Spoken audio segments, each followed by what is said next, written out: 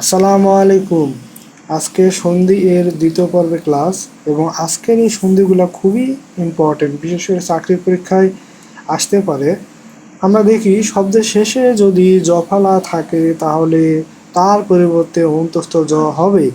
যেমন কাব্য শব্দটাকে যদি আমরা সন্ধি বিচ্ছেদ করি তাহলে আমরা কাব্যের যে মূল শব্দ কবি এবং শেষে যে জফলা রয়েছে তার পরিবর্তে একটা অন্তস্থ জ হবে। সেমভাবে লব্য শব্দটাকে যদি আমরা সন্ধি বিচ্ছেদ করি তাহলে আমরা লব্য এর যে মূল শব্দ লাভ এবং শেষে যে জফলা রয়েছে তার পরিবর্তে একটি অন্তস্থ জ হবে।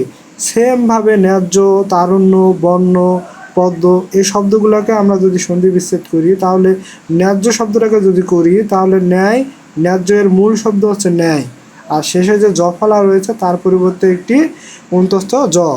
তারুণ্য শব্দটাকে সন্ধি বিচ্ছেদ করলে আমরা তারুণ্যের মূল শব্দ তরুণ আর শেষে যে জফলা রয়েছে তার পরিবর্তে একটি অন্তস্থ জ।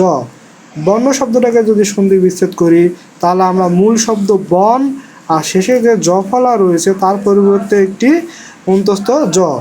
সেমভাবে পদ্ম শব্দটাকে আমরা যদি বিশ্লেষণ করি তাহলে আমরা পদ্ম এর মূল শব্দ হচ্ছে পদ এবং শেষে যে জফলা রয়েছে তার পরিবর্তে একটি অন্তস্থ জ।